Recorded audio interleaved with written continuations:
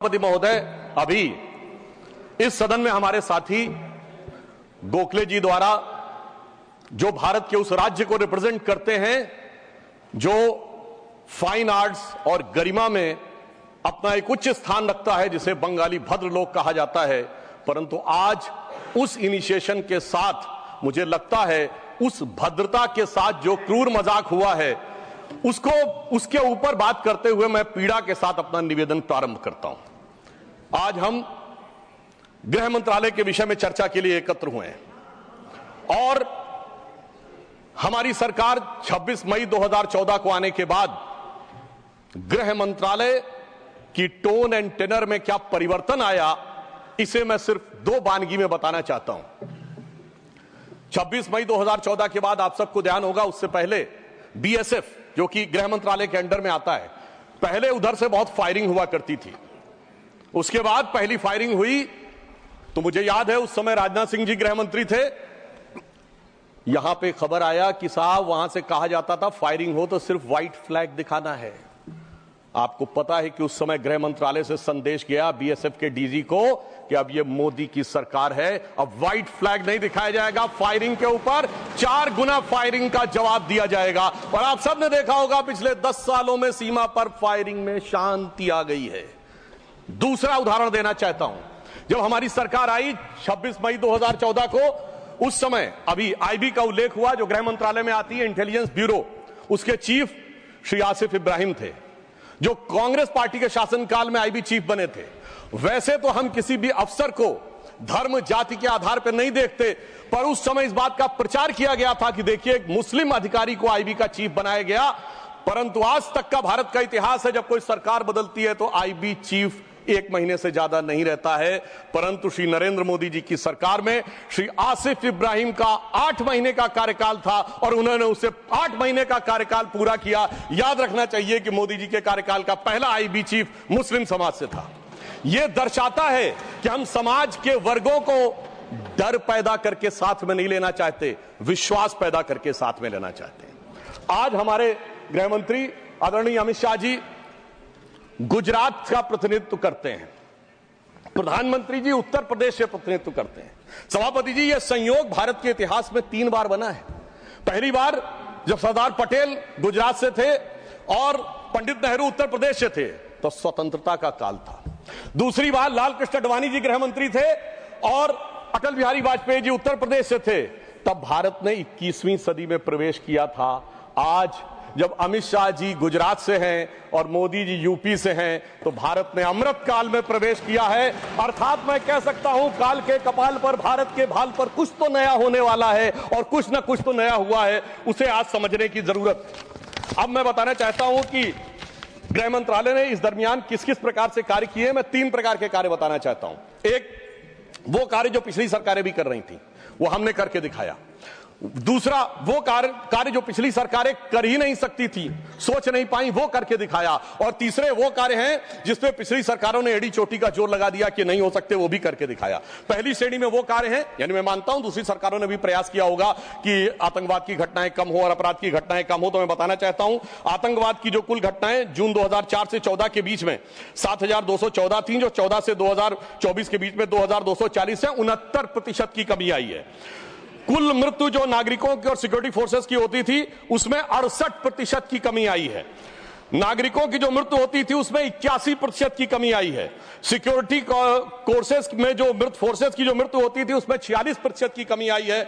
और मैं एक महत्वपूर्ण बात बताना चाहता हूं, स्टोन पेल्टिंग के इंसिडेंसेस 2010 में 2654 थे, अब 0 हैं।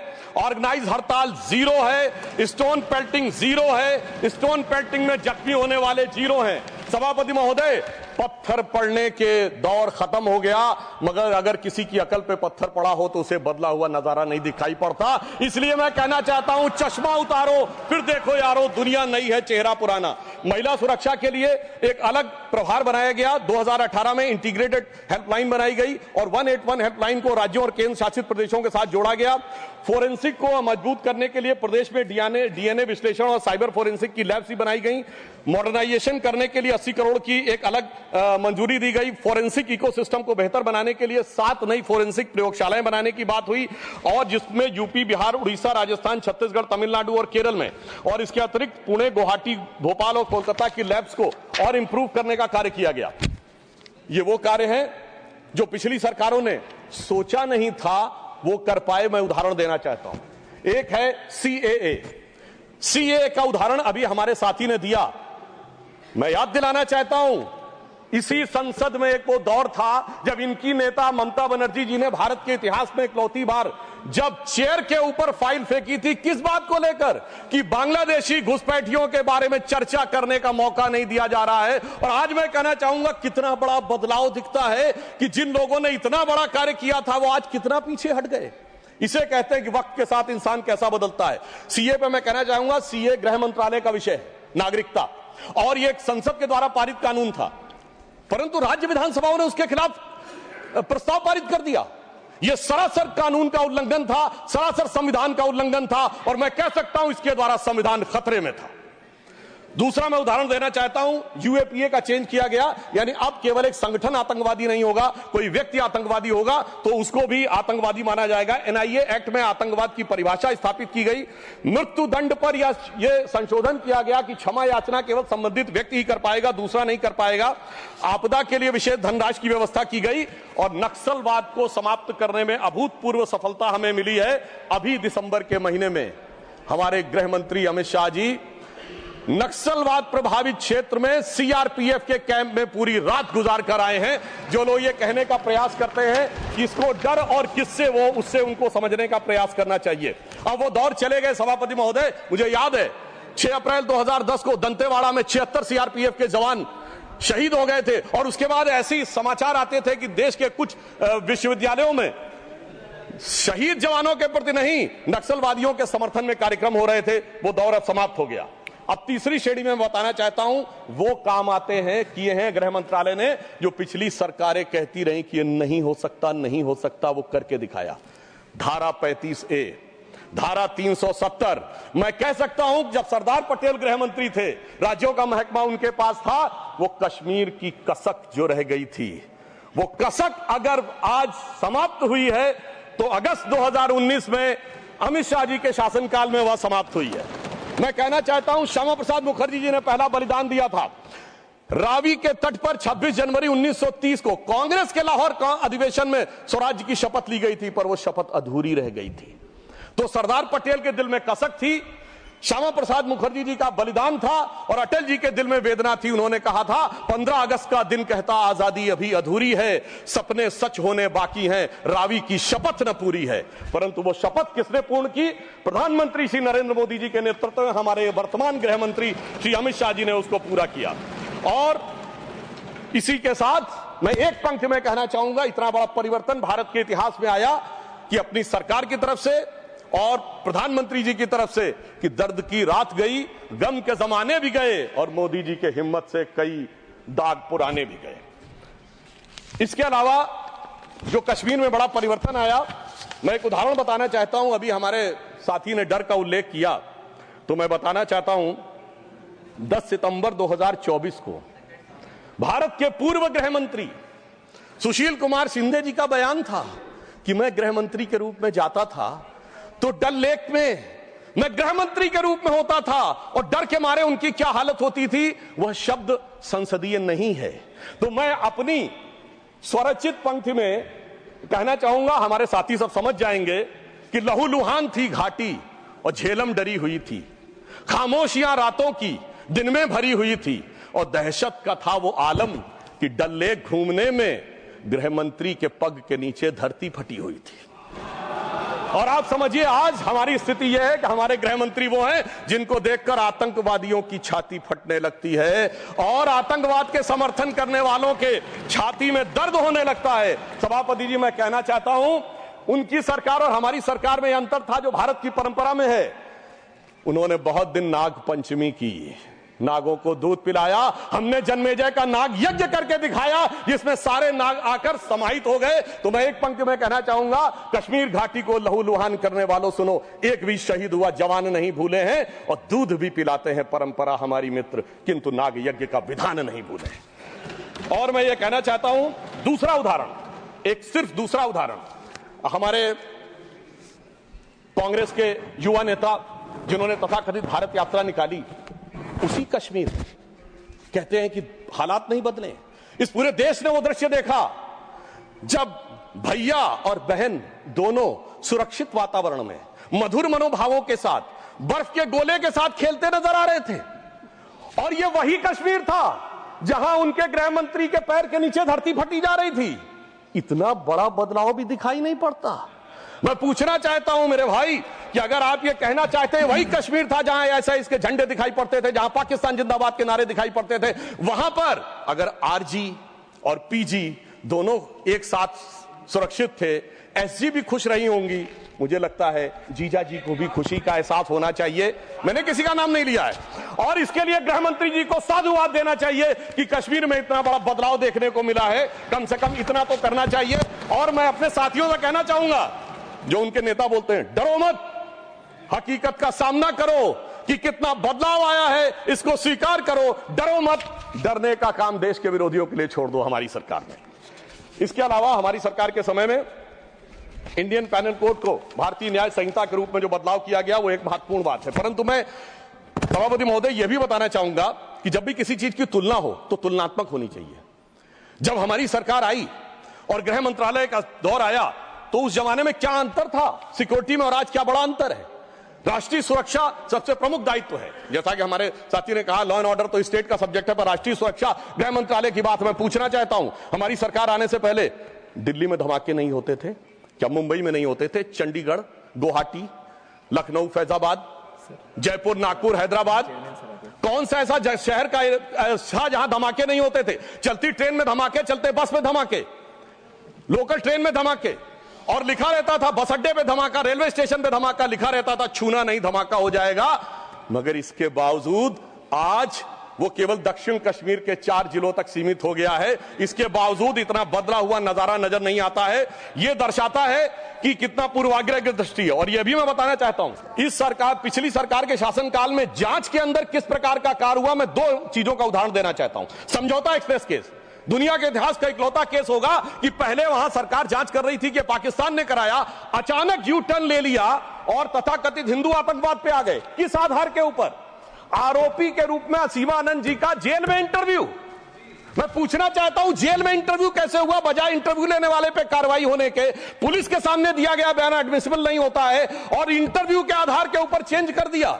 जबकि डेविड कोलमैन हेडली की तीसरी पत्नी फौजिया का अमेरिका में दिया इंटरव्यू है जिसमें सीधे सीधे उसने कहा कि यह पाकिस्तान का इन्वॉल्वमेंट था। दूसरा उदाहरण देना चाहता हूं, इशरत जहां केस। यह दुनिया के इतिहास में इन्वेस्टिगेटिव एजेंसी में एक अद्भुत उदाहरण होगा कि पहले भारत की आईबी और सीबीआई दोनों कह रही थी कि इशरत जहां आतंकवादी है, फिर अचानक सीबीआई ने स्टैंड चेंज कर दिया और कहा वो आतंकवादी नहीं है। मगर सभापति महोदय, आईबी चीफ कहते रहे कि वो आतंकवादी है। यानी ऐसा विचित्र उदाहरण था कि एक ही सरकार की 2 एजेंसी एक दूसरे के खिलाफ बोल रही थी। और जब हमारी सरकार आई और वो हलफनामा बदलने का आधार पूछा गया तो सभापति महोदय फाइल गायब थी।